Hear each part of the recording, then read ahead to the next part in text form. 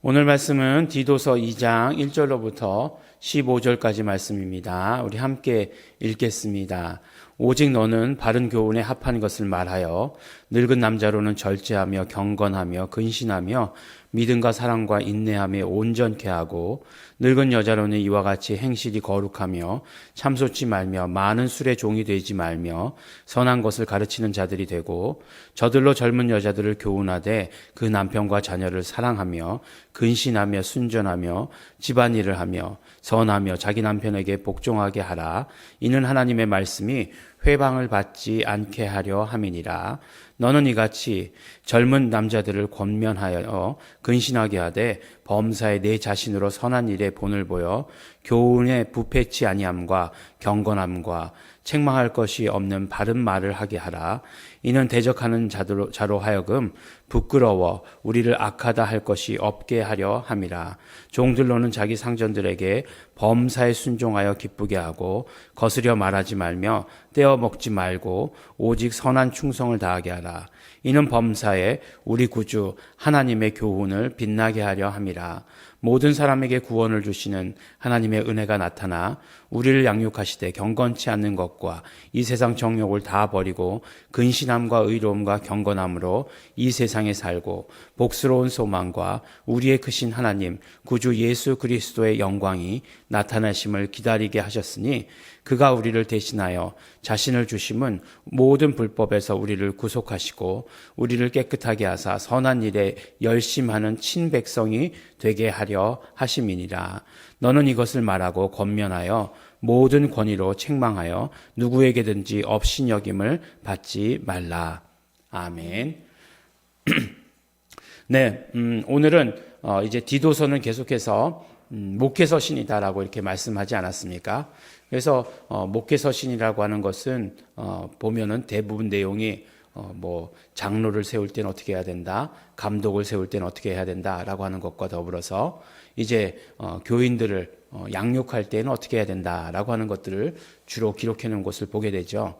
그래서 보니까 오늘도 늙은 남자에게는 뭐를 말해라, 그 다음에 늙은 여자애들에게는 무엇을 말해라, 그 다음에 젊은 여자, 또 젊은 남자 이렇게 얘기하고 있습니다. 이렇게 보면서 어떤 생각이 들었냐면 나는 어디다 초점을 맞춰야 되지? 뭐 이런 생각이 들었어요. 네, 그래서 늙은 남자는 좀 너무하지 않아? 라고 이렇게 생각하다 보니까 거기에 이렇게 포커스를 맞추는 분들은 아무도 안 계실 것 같다라는 생각이 들어요. 늘 모두가 다 자신은 젊은 남자라고 이렇게 생각하기 때문에 그렇지 않을까라고 이렇게 생각이 들어요. 우리 여자분들도 마찬가지죠. 늙은 여자 이렇게 얘기하면 안 그래도 뭐 듣기 싫은데 나는 아니야. 딱 그래서 더 듣지 않으시려고 하는 그런 생각이 강할 것 같다라고 생각이 들어요. 바울이 오늘날 교회에 와서 말씀을 하셨다라고 이렇게 얘기하면 이런 구분으로 말씀하지 않으셨을 것이다라고 하는 그런 생각이 들어요. 왜냐하면 지금은 다 대부분 청년이잖아요. 어디 뭐 예전에 뭐 환갑 그러면은 환갑 잔치하고 그러면은 정말 뭐 이제 곧 하나님의 부르심이 얼마 남지 않았다 이렇게 생각했는데 요새 한갑 맞으신 분들 보면 청년이시죠.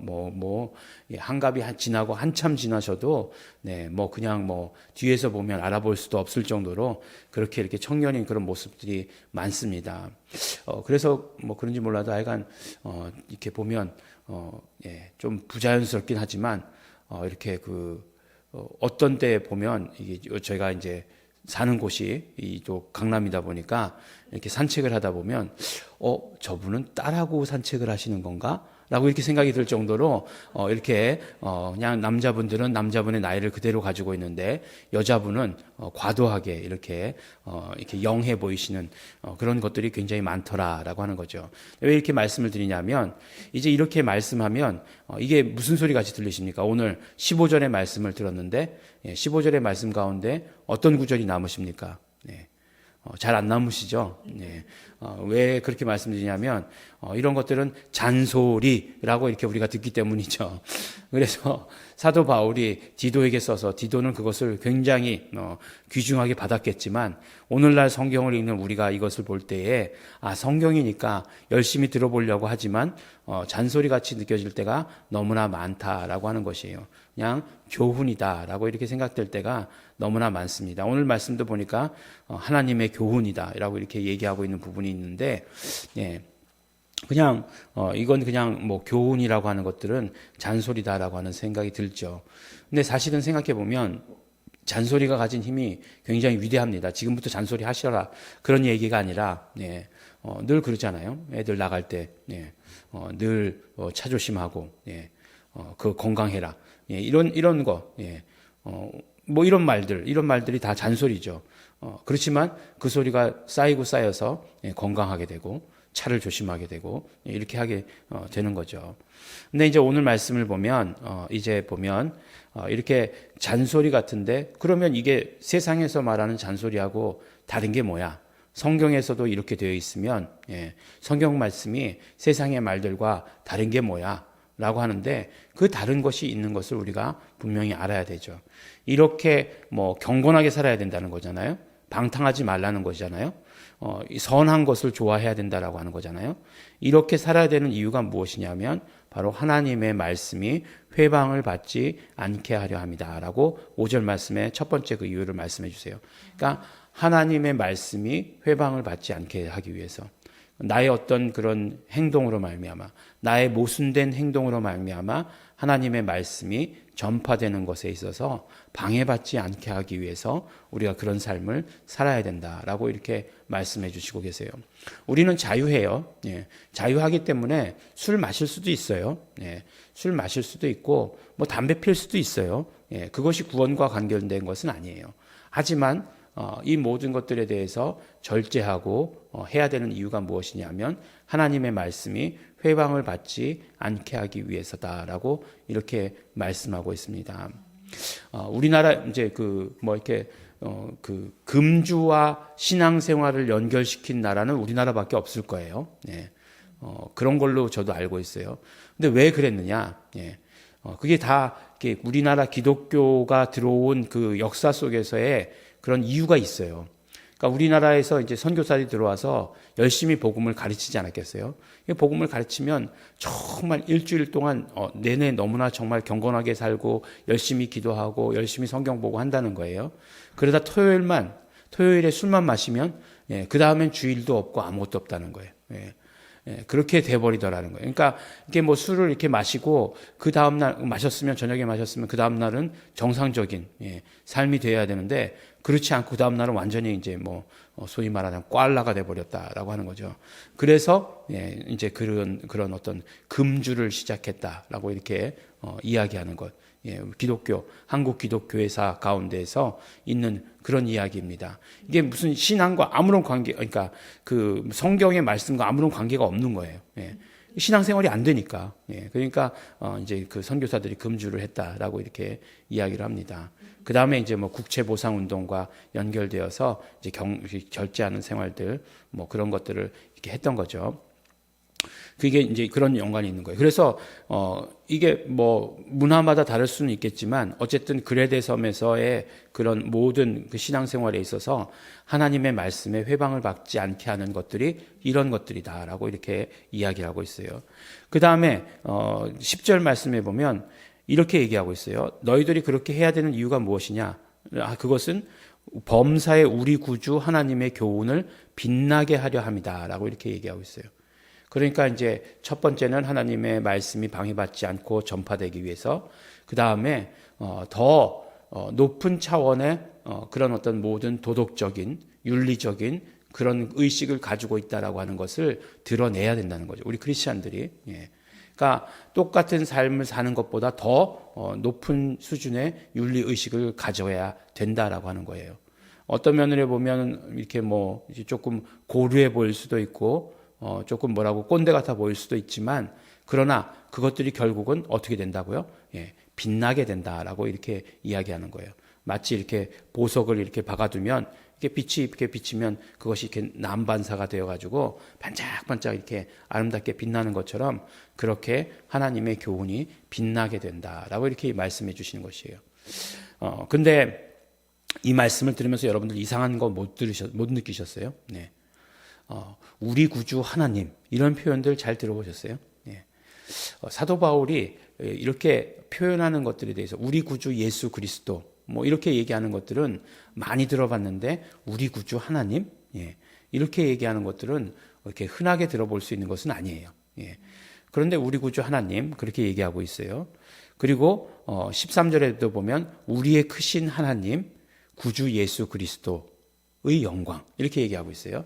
그러니까 결국 이 말씀을 통해서 우리가 알 수 있는 건 뭐예요? 완전히 우리 구주 예수 그리스도를 하나님이시다라고 이렇게 선포하고 있는 것. 그렇게 완전히 그렇게 뭐라고 얘기할까요?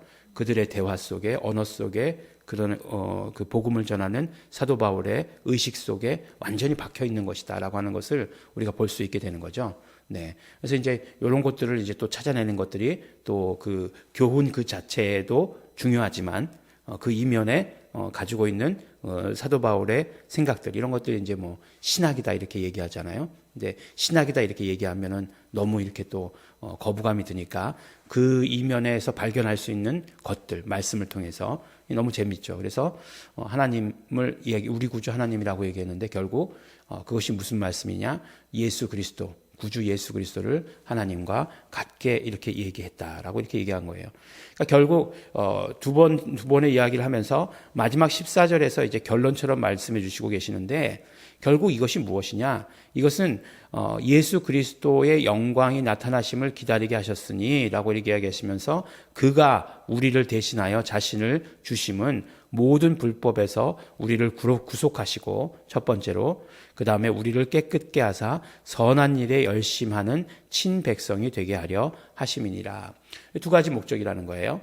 그러니까 예수 그리스도께서 자신을 우리에게 주신 것, 자신의 육체를 우리에게 주셨죠. 피 흘리셨다 이 말씀이죠. 죽으셨다 이 말씀이죠. 왜 그러셨느냐? 구속하시기 위해서, 불법에서 우리를 구속하시기 위해서. 그러니까 우리가 죄 지은 자, 우리가 정말 그 불법에 속한 자였는데 그것에서 값을 치르고 우리를 건져내시기 위해서죠. 그것을 위해서. 그리고 두 번째는 그렇기 때문에 그 건져낸 자로서 그 다음에 깨끗하여진다고 하는 것은 거룩하여지는 것을 말하는 거죠. 구별된 자로서 선한 일에 열심하는 하나님의 백성 되기 위해서. 그 다음에는 사명이신 거죠. 그 사명을 부여하기 위해서다라고 이렇게 말씀해 주시고 계세요. 그러니까 우리는 예수 그리스도의 피로 말미암아 그 피값으로 말미암아 그렇게 구별된 자들이고 그렇기 때문에 선한 일에 열심히 하는 그런 사명을 가졌기 때문에 그렇기 때문에 우리가 이 땅의 삶에서의 그런 모든 모범들을 보여야 된다. 경건해야 되고 그 다음에 근신해야 되는 것이고 그 다음에 사랑과 인내함으로 온전케 돼야 되는 것이다 라고 하는 것들을 계속해서 우리에게 말씀해 주십니다. 우리가 어떤 사람인가 하는 것 날마다 기억해야 됩니다. 그것이 예수 피의 복음의 핵심이에요. 예수 그리스도께서 우리를 위해서 피 흘리신 것은 우리의 모든 죄의 값을 치러주신 것이에요. 값을 치러주신 것입니다. 그냥 예수께서 피 흘리심으로 우리는 자동적으로 구원.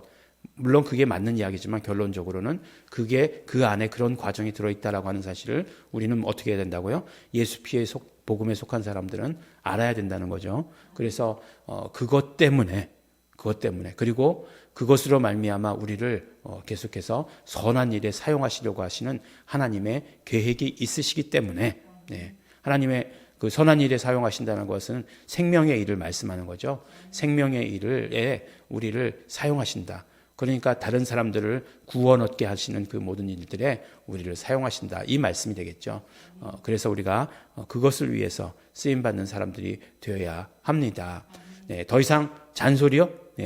물론 잔소리같이 들릴 수도 있지만 그러나 우리가 가지고 있는 우리의 자존감 그 위에서 훨씬 더 높은 수준의 도덕적인 것들을 보여줘야 된다. 왜냐하면 우리는 그런 사람들이기 때문에 그런 사람들을 말씀해 주시고 계십니다. 오늘 말씀을 보면서 내가 젊은 여자야 늙은 여자야 내가 젊은 남자야 늙은 남자야 뭐 이런 것들 이렇게 까다롭게 고르지 마시고 우리가 그 오늘 말씀하신 그 모든 것들 그 위에서 행동하시는 그 위에서의 삶을 드러내시는 우리 성도 여러분들 되시기를 예수의 이름으로 축원합니다.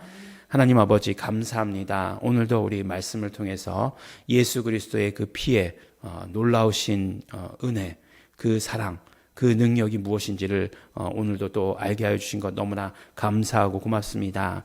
하나님 아버지, 그 큰 사랑을 받은 사람들로서 예수 그리스도의 그 피로 말미암아 구속받은 얻은 우리 사람으로서 하나님 아버지, 우리의 모든 삶에 있어서 이제 쓰임받는 사람 되게 하여 주시옵소서. 하나님의 우리에게 주신 우리 모든 사명에 온전히 쓰임받는 자들 될 수 있도록 아버지 도와주시옵소서. 감사드립니다. 예수님 이름으로 기도드렸습니다. 아멘.